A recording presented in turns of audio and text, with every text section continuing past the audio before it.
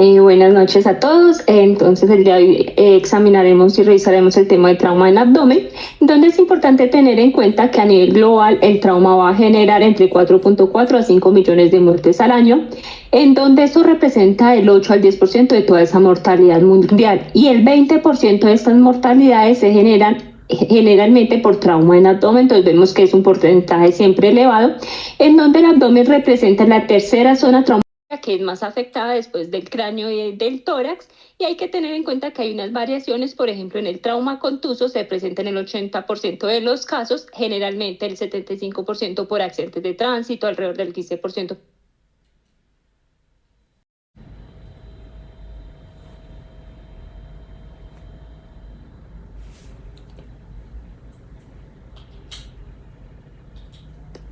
ejemplo, un arma de fuego, una arma por herida blanca, y cuando hay una muerte, el 90% es por trauma penetrante, en especial cuando se involucra una herida por arma de fuego, por lo cual es muy importante reconocerlos y tratarlos de forma adecuada.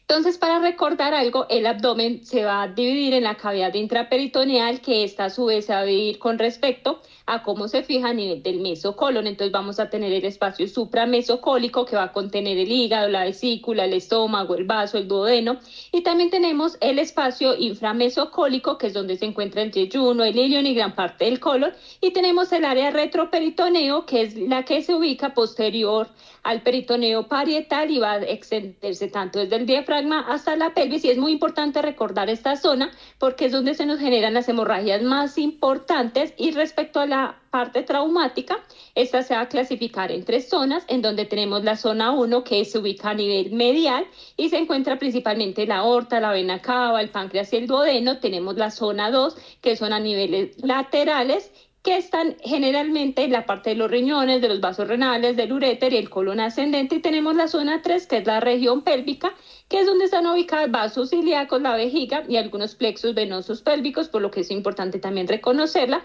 Y ya posteriormente tenemos la región pélvica, que es la continuación de esta cavidad abdominal, en donde se va a contener el recto, la vejiga y los órganos genitales, y es muy importante identificar eso a la hora de manejar y tratar a estos pacientes. Entonces, con respecto al abordaje en urgencias, es importante recordar que en forma paralela a la reanimación, el personal de la salud debe ir interrogando a los acompañantes o al personal extrahospitalario que trajo el paciente acerca del impacto del trauma, ya que esto va a impactar acerca de cuáles van a ser nuestras sospechas de nuestros manejos o si requiere algo adicional los pacientes. Entonces, en los traumas cerrados debemos preguntar, por ejemplo, cuál es el tipo del impacto, si hubo eyección, intrusión, por ejemplo, si hubo signo del cinturón marcado, si hay airbags. En el arma blanca debemos preguntar, por ejemplo, si se conoce qué tipo de arma fue, la dirección, el número de heridas. Con respecto a la oración prehospitalaria, es muy importante preguntar el sangrado estimado en la escena del trauma. Por ejemplo, también qué intervenciones se realizaron por parte del personal prehospitalario y cómo les fue con esa respuesta al tratamiento. También es importante indagar acerca de los antecedentes de los pacientes, por ejemplo, si las mujeres en edad fértil, si están en embarazo, si hay antecedente de hepatopatía, si el paciente toma medicamentos de anticoagulación, o por ejemplo, si estaba intoxicado, bajo estado de embriaguez o alguna sustancia psicoactiva, que también nos va a importar mucho en esta parte de la valoración.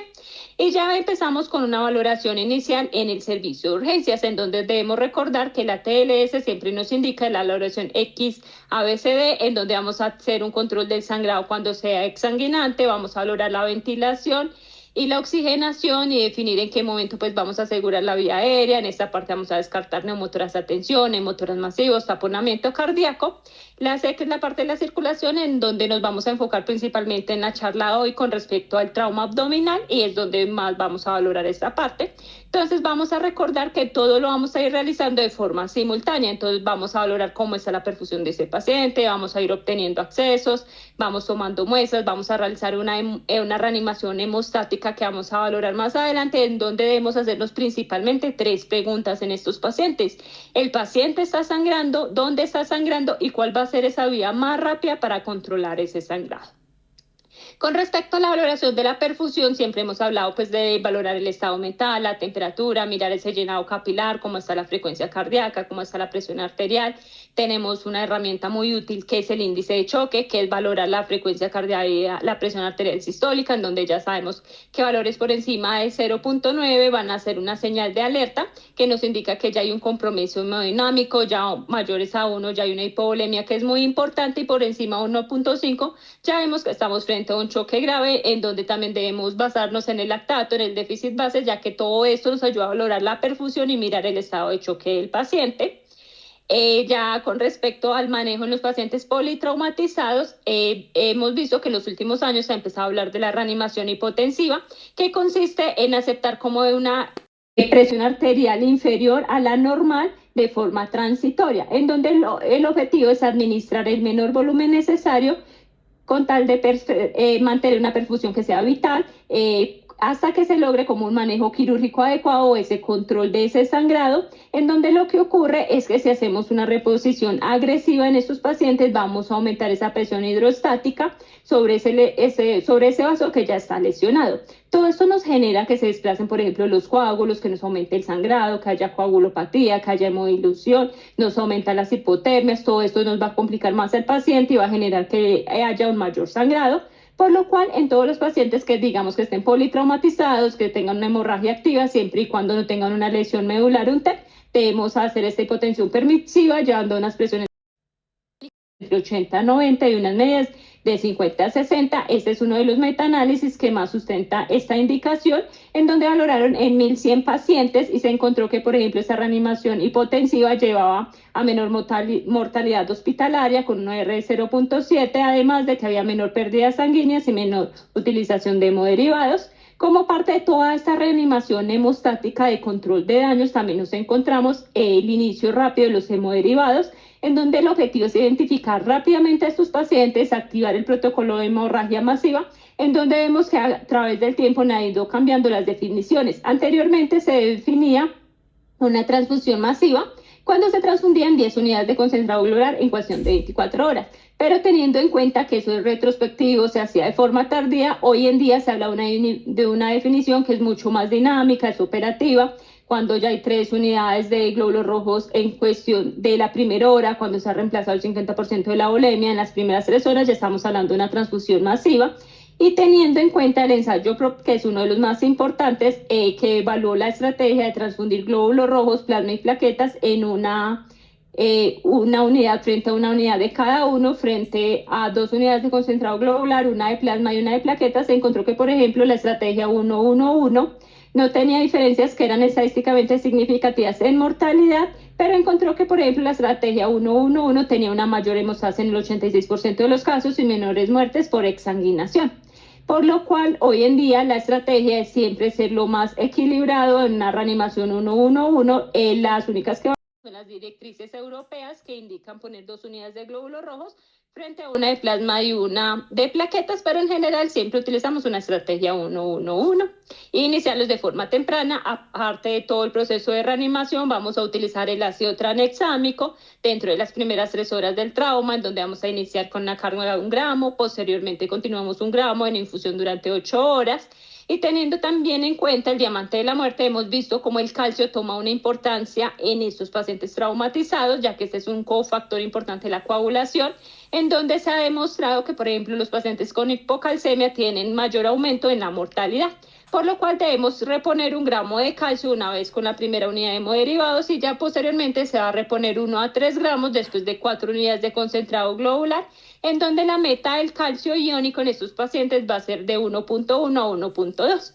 También debemos recordar la parte del fibrinógeno, uno de los estudios que se pide en los pacientes politraumatizados, ya que para llevar a una adecuada coagulación debemos tener valores por encima de 150 a 200, y en el caso que estos no estén en esos valores, deberíamos reponer la parte del fibrinógeno, en donde la dosis recomendada es de 3 a 4 gramos o de 30 a 60 miligramos por kilo, como parte de toda esta reanimación inicial en los pacientes. Y en el trauma de abdomen cobra algo mucha importancia, y es cómo es la respuesta hemodinámica de estos pacientes. Entonces vamos a tener a estas maniobras iniciales si el paciente es un respondedor sostenido, cuando mejora la presión arterial, el pulso, el estado mental, la perfusión periférica. Tenemos el respondedor transitorio que inicialmente mejora la frecuencia cardíaca, mejora la presión arterial, pero posteriormente vuelve a hipotensarse o vuelve a deteriorarse clínicamente. Y tenemos el no respondedor, que a pesar de todas estas maniobras, finalmente el paciente no responde, sigue inestable, en donde es muy importante hablar de estos tipos de respondedores, ya que nos va a indicar cuál es la estrategia a la hora del manejo en el trauma abdominal, como vamos a empezar a ver más adelante. Entonces, ahí ya nos estamos respondiendo la primera pregunta, que es si el paciente está sangrando de acuerdo a toda esa perfusión y a toda esa valoración. Una vez definimos si el paciente está sangrando, es importante preguntarnos dónde está sangrando ese paciente, en donde en el trauma tenemos 5 fuentes principales de sangrado, que son las hemorragias externas, es el tórax, el abdomen, la pelvis, que incluye la parte del retroperitoneo y los huesos largos. Entonces, digamos que la hemorragia externa y los huesos largos, generalmente con una valoración clínica uno ya puede definir si está o no está sangrando. Y el FAS extendido nos va a ser muy útil para valorar la parte del tórax y la parte del abdomen si está sangrando. Entonces, por ejemplo, un FAS positivo nos indica que hay un sangrado interno, pero hay que tener en cuenta que el retroperitoneo generalmente da un FAS negativo, por lo cual es muy importante sospecharlo y tener otras estrategias para valorarlo y que no se nos vaya a pasar el manejo de estos pacientes, y ya posteriormente definir cómo voy a controlar ese sangrado, que sea de forma rápida y de forma segura, que es lo que más inestabiliza a los pacientes y es una de las causas del choque hemorrágico que lleva mayor mortalidad en estas primeras horas. Entonces, los traumas abdominales lo que nos genera son sangrados que no van a ser compresibles, por lo cual debemos valorar, por ejemplo, si el paciente necesita una cirugía control de daño, si necesita radiología intervencionista, o en el caso de que haya una hemorragia pélvica, vamos a utilizar la faja pélvica, posteriormente una fijación pélvica y en algunos casos embolización arterial.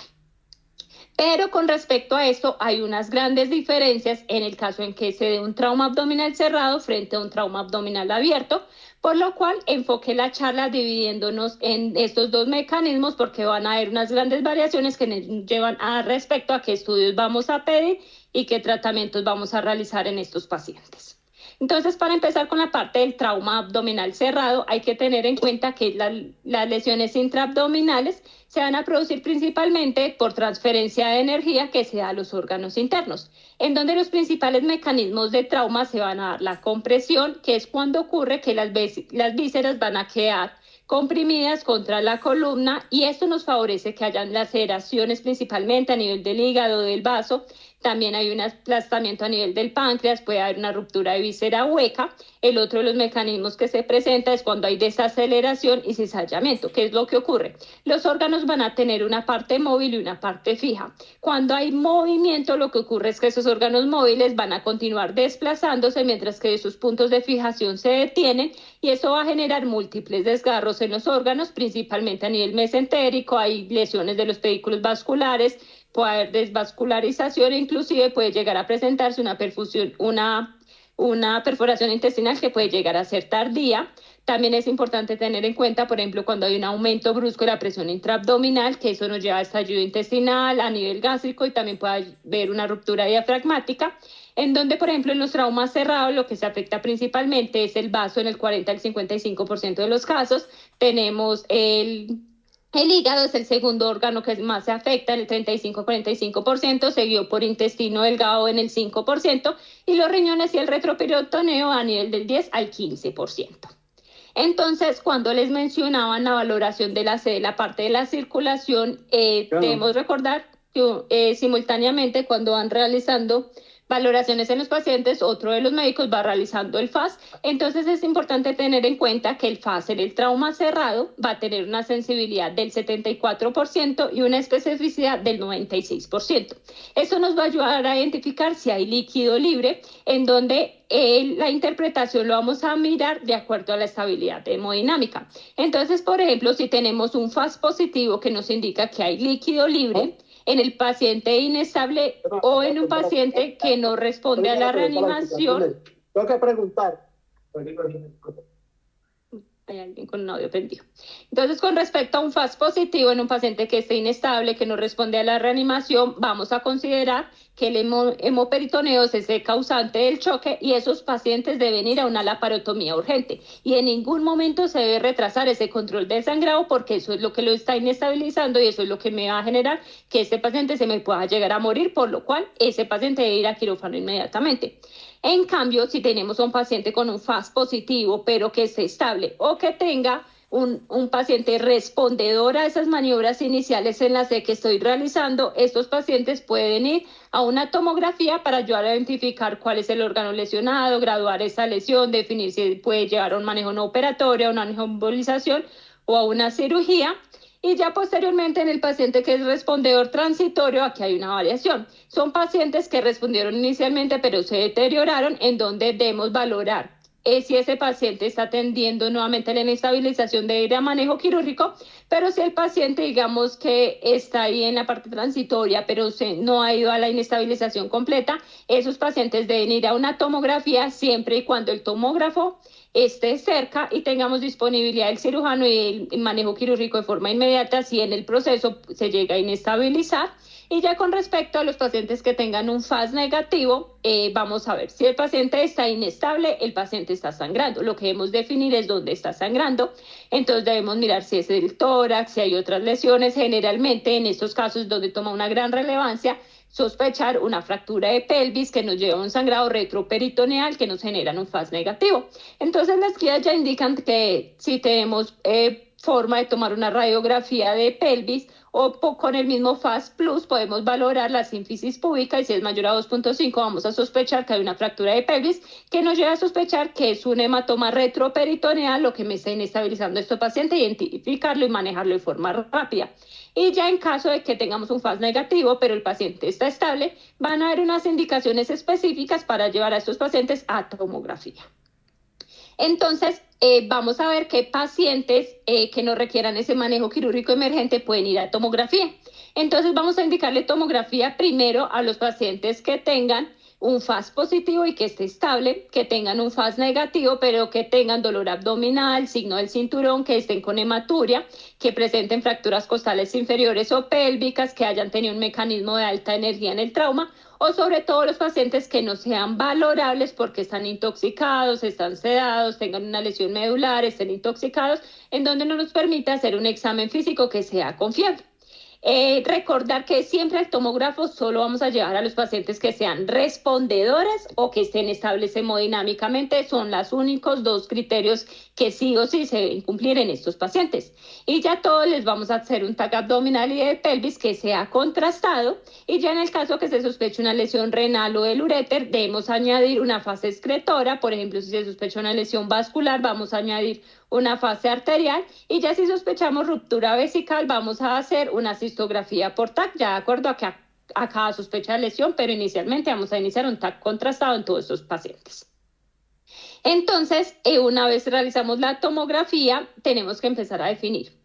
qué manejo vamos a realizar en cada caso. Entonces, la cirugía control de daños es la estrategia quirúrgica que es reservada en ese paciente que está gravemente lesionado, en donde tenemos dos metas principales en estos pacientes. Primero, que es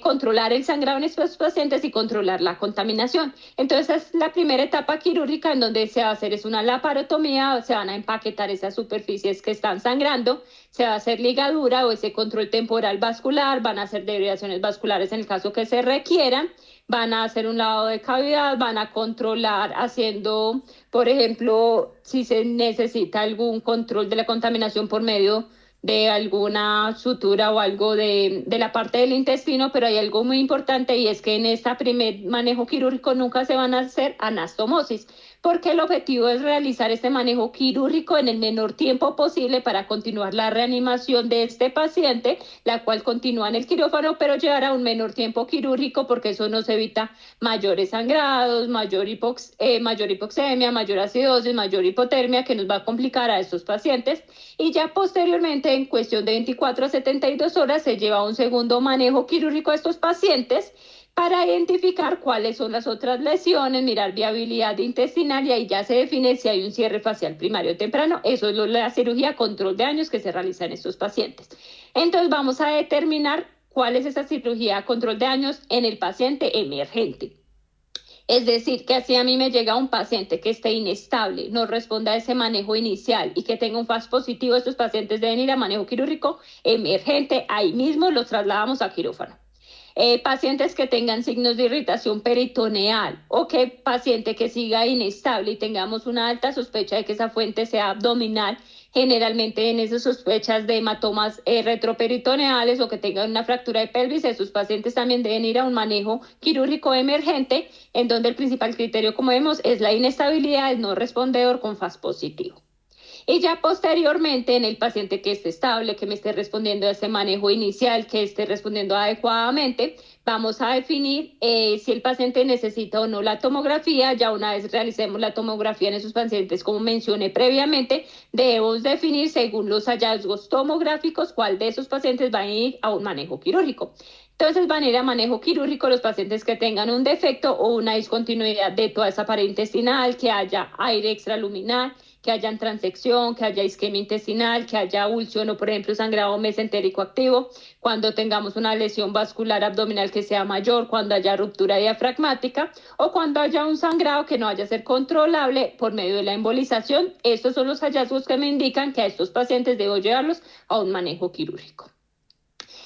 Otro de los manejos que tenemos para ayudar a estabilizar a ese paciente en esa fase inicial es la parte del REBOA, que es esa oclusión endovascular resucitativa con balón en la aorta. ¿Qué es lo que ocurre? Por medio de la arteria femoral se introduce un catéter con un balón que lo que hace es que disminuye temporalmente ese flujo que es distal, lo que me va a ayudar a limitar toda esa hemorragia que es no compresible con el objetivo de mejorar la perfusión coronaria y cerebral, con el riesgo de que vamos a generar pues una hipoperfusión y una isquemia distal con una lesión de reperfusión, pero lo que hace esto es que es un puente, esto no es un tratamiento, esto es un puente mientras logro rescatar a este paciente que está in extremis, que está inestable, mientras llega a un quirófano distribuyendo como esa perfusión coronaria y cerebral mientras se hace un manejo quirúrgico y se controla el sangrado, en donde la localización va a ser, se va a poner por ejemplo en la zona 1 cuando es una hemorragia intraabdominal o un colapso inminente, y en la zona 3 cuando es una hemorragia pélvica aislada. Otro de los manejos que tenemos en estos pacientes es la embolización, que es realizada por parte de radiología intervencionista, que lo que hace es que se lleva un control hemorrágico que va a ser dirigido principalmente al sangrado arterial. Esto hace parte del manejo no operatorio de los pacientes, en donde lo que busca es controlar ese sangrado arterial que viene inestabilizando a los pacientes, en donde cuál es el paciente ideal que debe ir a este procedimiento. Es un paciente que esté primero ya estabilizado, que esté estable, que se haya tenido una adecuada respuesta a esa reanimación inicial, sobre todo pues que no tenga una indicación de un manejo quirúrgico, es decir, que no debe tener ni peritonitis ni lesión de vísceras huecas, y ya como tal las indicaciones de sus pacientes pues se les debe hacer una tomografía previamente, un angiotac, realmente para valorar primero si hay extravasación arterial activa, si hay alguna pseudoneurisma, si hay una fístula arteriovenosa, que sea susceptible a hacerle un manejo por medio de la angioembolización, en donde por cada órgano van a cambiar las indicaciones.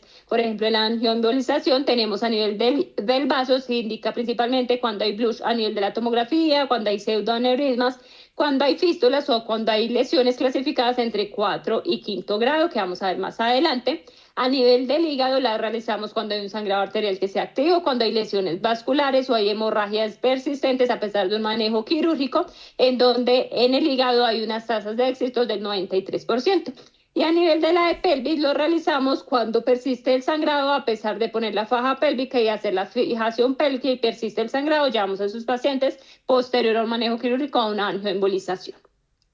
Otra de los manejos que podemos realizar en estos pacientes es el manejo no operatorio, en donde debemos tener varios criterios para llevar a estos pacientes. Primero, que el paciente esté estable. Segundo, que responda de forma adecuada a esa reanimación, que a nivel tomográfico no tenga ninguna lesión que se indique manejo quirúrgico, y una indicación muy importante, y es que este paciente esté en un centro de trauma en donde tengamos quirófano disponible, tomógrafo y radiología intervencionista disponible,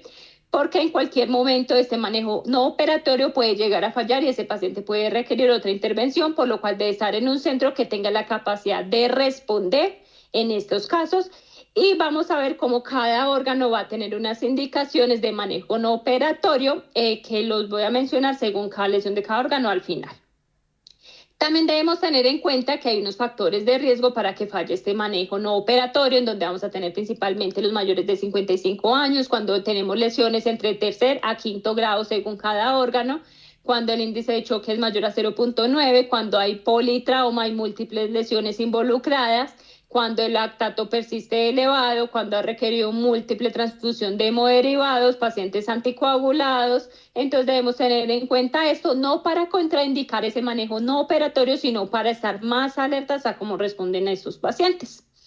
Esto es un algoritmo que indican, por ejemplo, según cada órgano, cómo vamos a vigilar a este manejo no operatorio según el trauma. Por ejemplo, en el trauma hepático lo que hacemos es un seguimiento de la hemoglobina y las pruebas de función hepática y se debe realizar una tomografía contrastada alrededor del 7º día, en especial porque se debe descartar el pseudoaneurisma arterial hepático que se presenta en el 10% de los casos y generalmente viene a presentarse o a debutar después del 6º día del trauma, que debemos tener lo importante. Cuando tenemos lesiones esplénicas, cuando tenemos una lesión grado 3, debemos realizar una tomografía el 3er día, también hacemos seguimiento de la hemoglobina.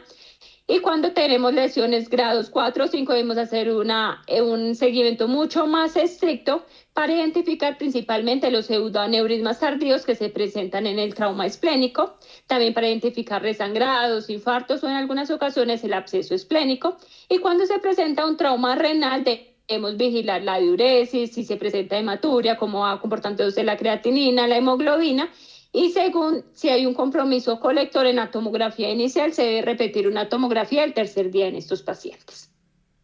En los pacientes que a pesar de hacer este seguimiento vemos que presentan nueva hipotensión, aumento en las necesidades de transfusión, múltiples episodios eméticos, por ejemplo, deterioro fisiológico, clínico, acidosis que no mejoran, dolor, irritación peritoneal, estos pacientes se debe suspender ese manejo de observación y deben ir a un manejo quirúrgico emergente según pues la causa que esté presentando, que los hallando es en estabilización. Y vamos a ver cómo en el trauma penetrante hay muchas variaciones con respecto a su diagnóstico y a su tratamiento. Entonces, en el trauma penetrante lo que ocurre es que hay una solución de continuidad entre la pared del abdomen y la lesión, en donde es muy importante valorar la trayectoria, la energía que es transferida, el tipo de objeto, en donde, por ejemplo, las heridas por arma blanca, estos van a ser de muy baja energía, pueden llegar a producir lo que son cortes, laceraciones, secciones vasculares. Generalmente estas lesiones son lineales, pero la herida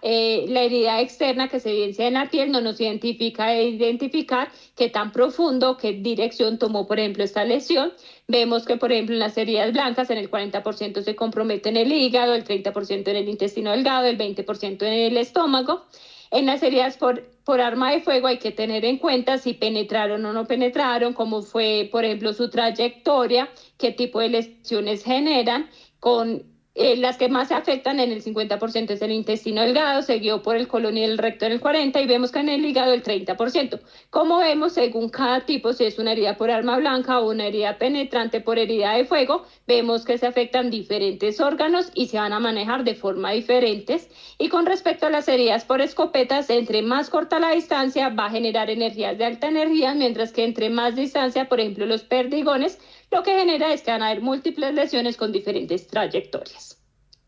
En el trauma penetrante, adicional a todo lo que hemos hablado, hay que adicionar las relaciones anatómicas. Y es que vamos a dividir el abdomen en 4 regiones. Tenemos la región anterior, que es dividido por las líneas axilares anteriores, los rebordes costales y los pliegues inguinales. Tenemos la región tóraco-abdominal, que nunca se nos puede olvidar en estos pacientes, que va a ser a nivel del cuarto espacio intercostal, que es más o menos al nivel de la línea de los pezones, hasta el reborde costal, y en la parte posterior, desde las puntas escapulares, que es el 7º espacio intercostal, hasta el reborde costal. Y ya la otra región tenemos los flancos ubicados entre las líneas axilares anteriores y posteriores, y a nivel de la espalda ya tenemos la línea, comprendido la región desde la línea axilar posterior, desde la punta escapular hasta las crestas ilíacas, en donde cada región anatómica vamos a tener un manejo diferente. ¿Qué pasa con el FAS en estos pacientes cuando lo realizamos en esa valoración inicial en el servicio de urgencias? Y es que la sensibilidad en el trauma penetrante se nos cae al 18%. Vemos que tiene una sensibilidad realmente muy baja y es importante tenerlo en cuenta en estos pacientes con estas heridas. ¿Qué vamos a hacer? Si tenemos un paciente con un FAS positivo que está inestable, se interpreta como un hemoperitoneo, que es el que me está inestabilizando este paciente y va para la porotomía inmediata. Pero en el caso que tengamos un FAS negativo, no me descarta que el paciente tenga una lesión, teniendo en cuenta que tiene una sensibilidad tan baja, además que no descarta penetración peritoneal y tampoco lesión intestinal, que es lo que más se presenta en el 50% de estos casos, por lo cual estos pacientes siempre deben ir a otro estudio adicional. ¿Cuál sería el otro estudio adicional? La tomografía, en donde con la tomografía vamos a respondernos si hubo penetración peritoneal, cuál fue la trayectoria del proyectil de la herida, cuáles son los órganos lesionados, si hay sangrado activo, si hay alguna lesión vascular o si hay alguna lesión intestinal. Entonces, ¿a quiénes les vamos a indicar tomografía? Primero, a todo paciente que esté estable hemodinámicamente o que me sea respondedor persistente a ese manejo inicial, a los pacientes que tengan un examen físico no confiable. Ejemplo, pacientes que tengan múltiples lesiones distractoras, que ya estén sedados, que tengan un TEC, o pacientes que estén bajo sustancias psicoactivas o en estado de embriaguez, cuando la trayectoria es incierta o cuando el examen físico, a pesar de que lo realicé, me queda la duda de realmente qué encontré. La tomografía es muy útil también, por ejemplo, en las heridas a nivel del flanco y de la espalda, en especial por las lesiones retroperitoneales que se pasan por alto por medio del FAS y por medio del examen físico. Y ya con respecto a las trayectorias y a las lesiones tóraco-abdominales, vamos a ver más adelante que la tomografía nos descarta lesiones del diafragma, por lo cual se va a manejar de acuerdo a qué tipo de herida tóraco-abdominal presente el paciente desde la parte inicial. Otros estudios que se van a pedir, por ejemplo, en las heridas penetrantes suele haber muchas heridas a nivel urogenitales, entonces debemos sospechar. Si hay una lesión a nivel de la pelvis renal, vamos a pedir un uroTAC con fase excretora tardía. Cuando tenemos, por ejemplo, hematomas peritoneales, sospechamos que hay lesión uretral, debemos tomar una uretrografía retrógrada antes de poner la sonda Foley. Y ya cuando sospechamos con hematuras macroscópicas que hubo fractura pélvica o hay una sospecha de ruptura vesical, vamos a hacer ya una cistografía por TAC para valorar a estos pacientes. Vemos que según el tipo de lesión y según la sospecha, pues vamos a ir pidiendo otros estudios adicionales. Estos pacientes, desde que los valoramos, vamos a tener 5 características que nos van a obligar a pensar que este paciente va a necesitar una cirugía de control de daños emergente. Son los pacientes inestables con FAS positivo, pacientes que tengan peritonitis, que tengan evisceración visceral, que tengan empalamientos o que hagan hemorragias digestivas macroscópicas o sangrados que no sean controlables, en donde aquí hay una controversia con respecto a la evisceración. Sabemos que la evisceración intestinal sí o sí va para manejo quirúrgico, pero cuando hay una evisceración del aumento, hay 2 categorías que se llaman un manejo conservador y hay otros que indican un manejo quirúrgico, en donde se ha documentado, por ejemplo, que cuando podemos hacer una valoración seriada, tenemos, por ejemplo, un examen confiable, una vigilancia continua y en caso de que se complique un quirófano disponible, en estos pacientes con solo evisceración mental podríamos hacerle un seguimiento clínico en ellos. Entonces, el principal cambio que vamos a tener en el trauma abdominal penetrante es según la localización. Entonces, esto es muy importante porque no solo va a variar según la localización, también va a variar según si fue con arma de fuego o si fue con arma blanca. Entonces, como la parte más importante para identificar qué vamos a hacer con estos pacientes. Entonces, por ejemplo, si tenemos a un paciente con una herida por arma blanca, con una lesión en el abdomen anterior y que esté estable, primero vamos a hacer una exploración local de la herida, siempre con una adecuada asepsia, antisepsia, hacer una buena analgesia también del paciente, tener guantes estériles en donde vamos a valorar si, por ejemplo, la lesión penetró la parte de la fascia anterior. Si la parte de la fascia anterior está intacta, estos pacientes, pues si no tienen otro tipo de lesión, solo es esa, se le podría dar egreso. Pero, por ejemplo, si penetró la fascia anterior o la exploración me quedó dudas, debo definir si, por ejemplo, estos pacientes los llevo a observación, posteriormente a la tomografía y según cómo se va comportando, los vamos a llevar a un manejo de la parotomía. Con respecto a una herida en el abdomen anterior, con una herida por arma de fuego, no vamos a hacer un examen, no vamos a hacer un examen exacto de la herida, porque como estos van con tanta energía, pues no vamos a poder identificar hasta dónde llegó la herida, qué tanto penetró ni qué lesionó, por lo cual si este paciente está establecido, sí, siempre irá a una tomografía abdominal para identificar qué tipo de lesión se presentó. Si se presentó una herida en región toracoabdominal derecha, Lo que debemos hacer es que si este paciente está estable, va a ir a una tomografía para definir primero si hay una lesión hepática aislada o no, porque generalmente lo que ocurre es que en caso de que haya una lesión diafragmática, digamos que el hígado es una zona protectora que nos va a proteger que no haya herniaciones posteriores, entonces si la lesión hepática es de manejo conservador, se podría hacer un seguimiento. Pero en el caso en que sea una herida tóraco-abdominal izquierda, no hay algo que nos proteja a esta parte de próximas hernias diafragmáticas, además de que las tomografías no nos identifican muy bien si hay una lesión diafragmática en esta área, por lo cual todo paciente con herida penetrante toracoabdominal izquierda sí o sí debe ir a un manejo quirúrgico para identificar si hay una lesión diafragmática para evitar complicaciones posteriores. Ya con respecto a las heridas penetrantes de flanco en la espalda y en la pelvis, generalmente se presentan con lesiones retroperitoneales y suelen tener un FAST negativo, por lo cual estos pacientes, siempre que estén estables, deben ir a un ATAC, incluyendo una fase arterial, en especial para descartar las lesiones arteriales.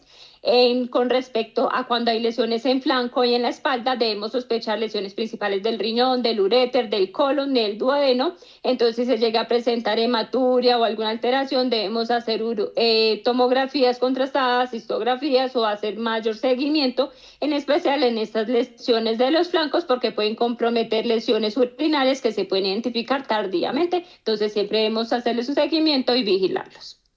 Ya con respecto al manejo quirúrgico, según los hallazgos tomográficos, vamos a tener signos duros y signos blandos. Los signos duros son los que requieren manejo quirúrgico, que son los pacientes que van a tener, por ejemplo, unas lesiones de la pared intestinal, que van a tener extravasación del contraste, que lleguen a tener un fragmento metálico, por ejemplo, dentro de la pared a un nivel de la luz, que haya un esquema intestinal, que haya una lesión mesentérica también que tenga un sangrado activo, pacientes con lesiones vasculares que no sean intervenibles por vía endovascular o cuando haya pues una ruptura diafragmática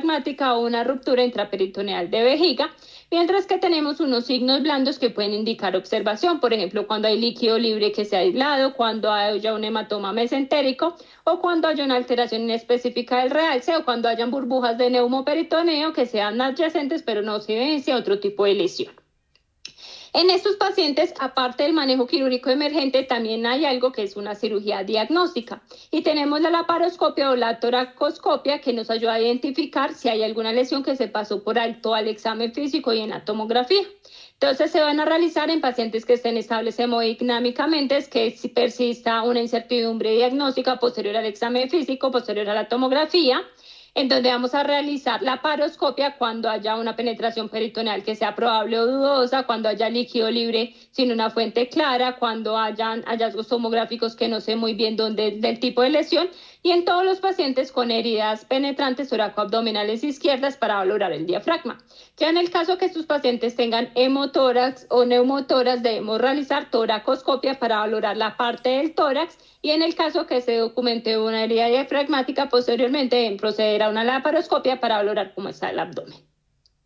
En estos pacientes también podemos llevar a un manejo que sea no operatorio, si el paciente está hemodinámicamente, si a nivel de la tomografía no tiene ninguna lesión que sea de manejo quirúrgico que he mencionado previamente, que estén despiertos, que tengan un examen físico confiable, que les pueda hacer un seguimiento. Nuevamente, que estemos en un hospital con disponible de quirófano, el equipo de quirúrgico, de radiología intervencionista para intervenir en esos pacientes en caso de que se compliquen. Y hay unas indicaciones específicas, por ejemplo, en las heridas de arma blanca. Podemos hacer manejo no operatorio cuando la fase anterior en el trauma abdominal anterior esté intacta, en heridas tangenciales o cuando haya una lesión sólida de un órgano, pero que sea aislado y que esté estable. Y, por ejemplo, con las heridas de arma de fuego, digamos que la selección de sus pacientes no quirúrgicos es mucho más estricta. Primero, debemos tener una trayectoria que sea tangencial o extraperitoneal y que haya una lesión que sea aislada de hígado, vaso, riñón, que cumplan indicaciones de manejo de observación. Con respecto al seguimiento, debemos hacer un seguimiento con signos vitales, con hemograma, definir cómo va el dolor, si van tolerando o no la vía oral, en donde las heridas blancas de bajo riesgo se van a dejar 12 horas, cuando son de alto riesgo se van a dejar 24 horas. Cuando sospecho una lesión intestinal, estos pacientes se deben vigilar durante 48 horas y en las heridas por arma de fuego que sean tangenciales, sin compromiso de la cavidad intraperitoneal, se pueden dejar en vigilancia 24 horas y ya si no hay ninguna complicación, sin descenso de hemoglobinas, tolerando vía oral, sin signos de irritación peritoneal o algo que les haya mencionado previamente, se les podría dar salida. Pero entonces esto sí lo voy a tocar más por encima, teniendo en cuenta pues que es un tema mucho más extenso, como son las lesiones por órgano, pero les voy a indicar más o menos cuando por órgano qué es lo que voy a realizar, si voy a hacer un manejo por angioembolización o un manejo quirúrgico, como las principales prioridades de cada parte. Entonces, en el trauma hepático vemos que es el más afectado, por ejemplo, en el trauma contuso los vamos a clasificar de grado 1 a grado 6. Entonces tenemos el grado 1 y el grado 2 van a ser hematomas subcapsulares que suelen ser pequeños, suelen ser laceraciones superficiales. En el grado 3 vamos a tener ya son hematomas más extensos, vamos a tener laceraciones profundas. En el grado 4 al grado 5 ya vamos a tener una destrucción del parénquima, ya puede haber una lesión vascular que sea mayor. Y el grado 6 ya es cuando hay una úlcera hepática. Tenemos la clasificación de UCES, en donde aparte de estas clasificaciones de 1 a 6, ellos integran la estabilidad hemodinámica. Entonces, cuando es un grado 1 con grado 2 en paciente estable, va a ser un UCES grado 1. Si tenemos un grado 3 con un paciente estable, va a ser un tipo 2. Y ya en los pacientes que sean inestables, sin importar el grado anatómico, va a ser un grado 4. Entonces, este es uno de los algoritmos de la guía principal de trauma, en donde indican qué vamos a hacer con estos pacientes. En general, lo que vamos a hacer es que en el trauma hepático vamos a intentar, siempre que se pueda, hacer un manejo no operatorio. Entonces, generalmente el 1 y el 2 se hace una vigilancia normal con hemograma. Vemos que en el grado 3 ya hay una vigilancia que es mucho más estricta, generalmente en una unidad de cuidados intermedios, que va a ser valorado por radiología intervencionista, identificar si hay una lesión que sea susceptible de embolización. Tenemos los grados 4 y 5, en donde se deben manejar primero en UCI con un quirófano disponible, y sobre todo vamos a ver, por ejemplo, si hay extravasación arterial, pseudoaneurismas, fístulas arteriovenosas, en donde si se presenta alguno de esos pacientes van a ir a angioembolización. Y ya en el caso que durante el seguimiento presenten inestabilidad, peritonitis, sangrados persistentes o lesiones que no puedan ser intervenidas por embolización, estos pacientes deben ir a manejo quirúrgico. Ya con respecto al trauma renal, vamos a tener también una clasificación que va del grado 1 al grado 5. El grado 1 vamos a tener una contusión o un hematoma subcapsular. En estos pacientes no hay laceración. En el grado 2 ya hay una laceración que es más superficial y hay un hematoma perirrenal que es generalmente contenido. En el grado 3 ya tenemos una laceración que es mucho más profunda y está todo confinado al parénquima. Tenemos el grado 4, que ya es una lesión que alcanza todo el sistema colector, hay una extravasación urinaria, hay una lesión vascular que puede llegar a ser segmentaria. Y el grado 5 ya es cuando hay un estallido renal, hay una avulsión iliar o cuando es un riñón que ya quedó completamente vascularizado. Por ejemplo, en la gráfica de arriba podemos identificar cómo hay una lesión grado 2, que hay un hematoma peritoneal, un hematoma perirrenal, con una laceración menor a 1 centímetro, y en la imagen de abajo podemos observar cómo ya es un grado 3, que hay una laceración mayor a 1 centímetro. Entonces, en los pacientes renales lo que vamos a hacer es que cuando es un grado 1 a un grado 3 que esté estable, lo vamos a hacer con manejo de observación, mirar la función renal, mirar la diuresis, mirar la hemoglobina e irlo manejando. En los grados 4 o 5 deben manejarse en una unidad de cuidados intermedios o una unidad de cuidados intensivos según las características que tenga. Tenemos que hacer una tomografía de control a las 48 a las 72 horas. Y si en la tomografía inicial o en la de control se identifica que haya extravasación arterial, que haya pseudoaneurismas, que haya fístula arteriovenosas, eso se va a tratar por medio de embolización y ponerles stent. Y en el caso que haya una fuga urinaria o un urinoma, lo que vamos a hacer es manejarlo con una sonda vesical o con un stent ureteral también se puede utilizar. Y por ejemplo, en el caso que ya haya un compromiso, podríamos manejar nefrostomía para derivar esa vía urinaria. Hay algo que es muy importante, y es que los grados 4 y los grados 5 que ya comprometen ese sistema colector o pueden llegar a comprometer esa vasculatura renal, debemos vigilarlo mucho más, porque en cualquier caso de inestabilidad estos pacientes deben ser llevados a una nefrectomía. Y en ocasiones, por tratar de salvar ese riñón, los pacientes se inestabilizan muy rápido y pueden llegar a fallecer por eso, por lo cual estos pacientes grado 4, grado 5 siempre están en una unidad de cuidados intensivos para definir. En cualquier caso de inestabilidad, ya usan los manejos quirúrgicos. Ya con respecto al trauma esplénico, tenemos el grado 1 al grado 5. en donde los grados 1 y 2 van a incluir principalmente los hematomas pequeños, vamos a tener laceraciones superficiales. En el grado 3 vamos a tener hematomas más extensos cuando hay unas laceraciones mayores a 3 centímetros. En el grado 4 vamos a tener lesión de vasos segmentarios o cuando hay una devascularización del 25% de este órgano. Y en el grado 5 ya son los vasos estallados o con una devascularización completa. Es muy importante tener en cuenta que, por ejemplo, en el trauma esplénico, que es grado 1 y grado 2, vamos a hacer un manejo de observación y un seguimiento. En los grados 3 siempre debemos hacerlos valorar por radiología intervencionista porque generalmente estos se benefician de hacerles una embolización, en especial cuando hay blush, que es ese sangrado activo en la parte de la tomografía, cuando hay pseudoneurismas o cuando hay un hemoperitoneo importante. Y ya en el grado 4 o 5 casi siempre se deben hacer valorar para llevarlos a una embolización, aún sin presentar un blush, principalmente en los centros que sean expertos y manejen ese tipo de lesiones. Y ya en cualquier caso de inestabilidad, de fracaso de la embolización, deterioro clínico, estos pacientes deben ir a la laparotomía para hacerles una esplenectomía y posteriormente pues ya se haría el manejo de las esplenectomías en estos pacientes. Y esta es la parte que les manejo de la parte de urgencias. Vemos que en urgencias hacemos esa reanimación hemostática, ese control de daños iniciales. Una vez valoramos al paciente estable, definimos si le hacemos la tomografía. En los pacientes inestables vemos que hay un manejo de cirugía control de daños emergentes, que es para controlar ese sangrado, controlar esa contaminación. Y ya en los pacientes que estén estables, que tengan indicación pues del manejo quirúrgico, van a ir también a una cirugía control de daños, pero no va a ser tan emergente, sino urgente para controlar ese manejo. Y ya posteriormente estos pacientes continúan un proceso de reanimación ya en la parte de la UCI. Ellos se van a controlar para optimizar la parte ventilatoria, la parte circulatoria. Ya viene todo ese proceso de manejo en UCI para seguir estabilizando estos pacientes. Y en los que requirieron cirugía de control de daño, ya se maneja a las 24 a 72 horas un segundo tiempo quirúrgico para definir las nuevas lesiones en el abdomen y ya definir si necesita o no un cierre definitivo.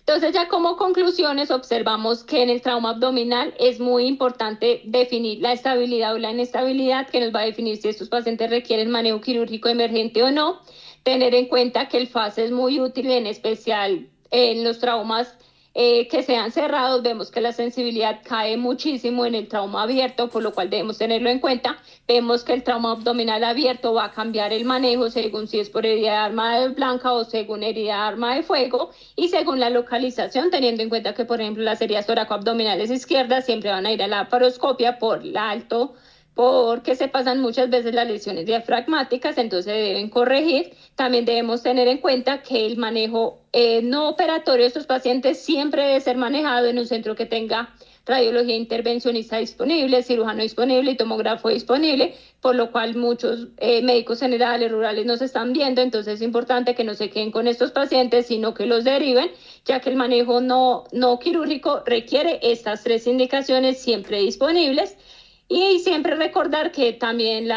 el manejo por radiología intervencionista en estas lesiones es muy importante, ya que evita todo ese manejo quirúrgico que nos va a aumentar un mayor trauma en estos pacientes, por lo cual cuando haya una indicación hacerlo valorar por radiología intervencionista para poderlo llevar a angioembolización. Muchísimas gracias y ya para último invitarlos a nuestro 4º Congreso Nacional de Residentes que se realizará este 15 y 16 de octubre